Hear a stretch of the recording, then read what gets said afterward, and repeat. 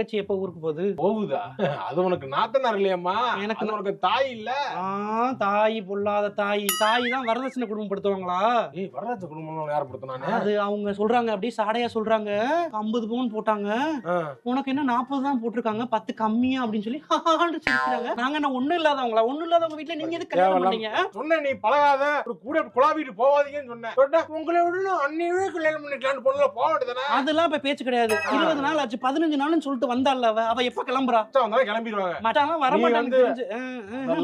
அது வந்து ஒரு 6 மாச கோர்ஸ்னு நினைக்கிறேன். அவன் வர லேட் ஆகும். எனக்கு இங்கதான் டேரா போட போறா, என்ன போட்டு என்ன கடுப்பு ஏத்த போறா. அவன் கிளம்பி அவன் இல்ல நம்ம தனி கொடுத்து பாத்துக்கலாம். கல்யாணமே தான் சொன்னேன், லேட்டா கொஞ்சம் பண்ணலாம், அவசரப்படாதீங்கன்னு சொன்னேன். கேட்காம என்னது கல்யாணம் அவசரம் பட்டு பண்ணிட்டாங்களா? உங்க தங்கச்சி என்னன்னா 10 பவுன் கம்மியா போட்டுருக்காங்கன்றாங்க, நீங்க என்னன்னா கல்யாணம் லேட்டா பண்ணலான்றீங்க. அப்புறம் எதுக்கு நான் அந்த குடும்பத்திலே இல்ல, என்ன தனியா ஒதுக்கி வச்சிருக்கேன். நான் எதுக்கு தேவையில்லாம என்ன எழுதிட்டு போகாத.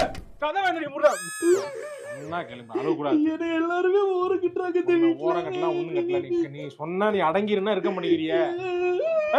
விட்டு போற அழுவ நிறுத்து போற. நீங்க எதுக்கு அழுகிட்டு இருக்க? எதுக்குடா கத்திட்டு இருக்க? என்னமாச்சு? நீ பாருங்க, நீ லேட்டா கல்யாணம் பண்ணிருக்கலாம், அவசரப்பட்டு திருமணம் பண்ணிட்டேன்ற முரட்டு பயலா இருக்கியடா. என்ன முனிகி, உனக்கு கொஞ்சம் கூட இன்னும் மெச்சூரிட்டியே வரலையடா. உனக்கு இன்னும் ஒரு வருஷத்துல குழந்தை பிறக்க போகுது. என்ன நடந்ததுனே தெரியல உனக்கு. அடிப்பேன் தெரியுமா உனக்கு?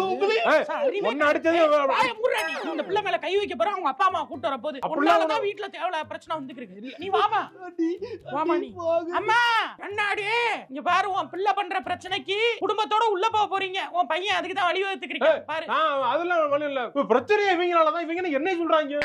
நான் எப்படி வெளியே இருக்கேன், நான் சாப்பிட முடி வீட்டுக்கு வரேன்.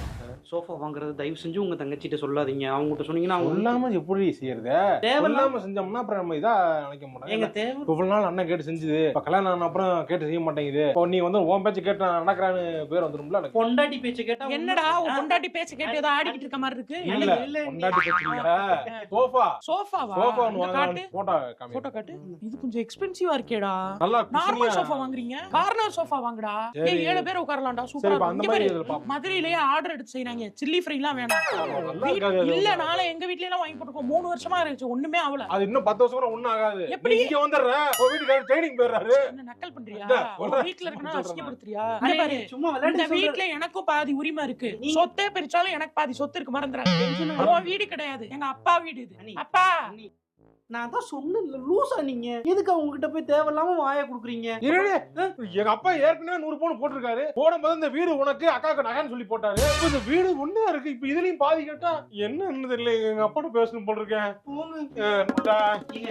தக்காளி சட்னி வைக்கவா இல்ல தேங்காய் சட்னி வைக்கலாமா? தேங்காய் இருக்கு, தக்காளி ரெண்டுமே இருக்கா? என்னடா யோசிச்சுட்டு இருக்கீங்க?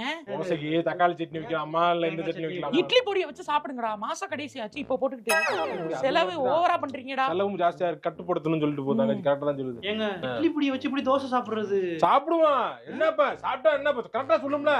காசு கொஞ்சம் கம்மியா செலவாகும். என்ன நீ என்ன எனக்கு ஒரு ஹெல்ப்டா. என்ன மதியத்துக்கு எனக்கு ஒரே ஒரு சிக்கன் பர்கர் மட்டும் ஆர்டர் போடுங்க. சிக்கன் பர்கரா? டபுள் பேட்டியா? தேங்க்ஸ். 500 ரூபீஸ் அது. அதுதான். சரி. இப்போ நீங்க பர்கர் ஆர்டர் பண்ணுங்க, உங்க கையை உடைச்சிடுறேன். எதுக்கு அந்த கை? ஏங்க நான் மட்டும் உங்களுக்கு வந்து தக்காளி சட்னி தேங்காய் சட்னி வைக்காம உங்களுக்கு நான் இட்லி பொடி வச்சு தோசை சாப்பிடுறேன். அப்படி கிடையாது. வாரத்துல எத்தனை நாள் கறி எடுப்பீங்க? அவங்க சொல்றாங்களா கேட்க முடியாது. கம்மியா தான் செலவு பண்ண முடியும். முடியாது. இன்னைக்கு சாம்பார் வைங்க போதும், வடகம் பொரிச்சுக்காங்க வைங்க. எங்க நாத்தனார்ரா அவங்க வந்திருக்காங்கன்னு சொல்லி வாரத்துல 4 நாள் கறி எடுத்துக்கிருக்கு எங்க அத்தை. நான் அதெல்லாம் எடுக்க கூடாது, 2 நாள் தான் சொல்லி வச்சிருக்கேன். 2 நாள் தான் எடுக்கணும். செலவு எவ்வளவு ஆகுது? பாவம் இல்லையா அவரு? சரிடி, என்ன இன்னைக்கு என்ன சாப்பாடு? ஆட்டுக்கறி கேட்டிருந்தீங்கல்ல, ஆட்டுக்கறி மட்டும் தானா? காடை வாங்க சொல்லு. அப்பா காடை வாங்கிட்டு வாங்கப்பா. உன் தங்கச்சி வீட்டுல மட்டும் நாத்தனார் பேச கேட்டுக்கிட்டு கறி எடுக்க கூடாது. ஆனா உன் தங்கச்சி மட்டும் வந்து டெய்லி மட்டன் காடைக்கறி. என்னது இது? யாரு இதுக்கெல்லாம்? இந்த உங்க அணு வீட்டுல முயல் இருக்காமேடா, நாளைக்கு வாங்க சொல்றியா? நாளைக்கு முயல் அடிக்கவா? நானே முயல் ரசம் ரொம்ப நல்லது. நீ நான் சாப்பிடுவேன். சரி பண்ணுங்க, நாளைக்கு முயல் வாங்கிக்கலாம். முயல் கேக்குறாங்க, வேற ஏதாவது டைனோசர் ஏதாவது கேட்டா வாங்கி கொடுங்க. இல்ல டைனோசர் கறி வாங்கி கொடுங்க.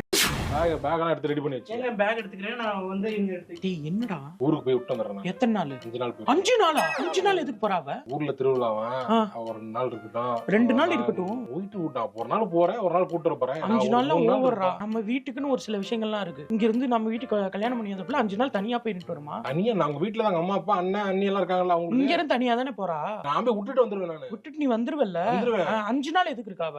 நீ வந்து 1 மாசமே கிடக்குற. நீ வந்து இன்னும் என்ன கிளம்பேன்னு தெரியல, எனக்கு டேட் தெரியல. டேய் உன்னை இங்க விட்டுட்டு அழகா இருந்தாலும் சுத்திட்டு இருக்காப்லாங்க சென்னையில. நீயாடா நீ பேசுற? பாரு தேவையில்லாம நீ பாரு 5 நாள் போனா அவர் ஜாலியா இருக்காருல்ல, நான் ஜாலியா இருக்க கூடாது. இங்க வந்து டேய் நான் இருக்கிறது நம்ம அவ போறது உன்னாடா? டேய் நம்ம வீடுடா இது. ஏப்பா அதுக்குதான் அவ வீடு.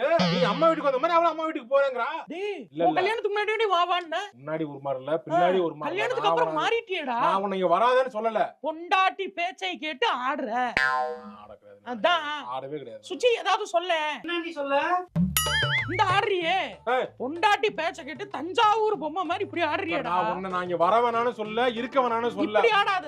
இங்க பாரு சொல்லு. இப்படி ஆடுறியே பொண்டாட்டி பேச்சை கேட்டு. கேட்க மாட்டேங்கிறாங்க. இந்தாங்க லீவ் லெட்டர். 5 நாள் ஊருக்கு போறேன்ல, சரி நீங்க தான் வார்டனு. நீங்க முத சைன் பண்ணிட்டீங்கன்னா நான் போய் ஹெட் மாஸ்டர் உங்க தங்கச்சி கிட்ட வாங்கிக்கிறேன். அப்புறம் வந்து பிரின்சிபல் உங்க அம்மா கிட்ட சைன் வாங்கிட்டு நான் ஊருக்கு போயிட்டு வந்துடுறேன். சரிங்களா? நான் போய் வாங்கிட்டு வரேன்.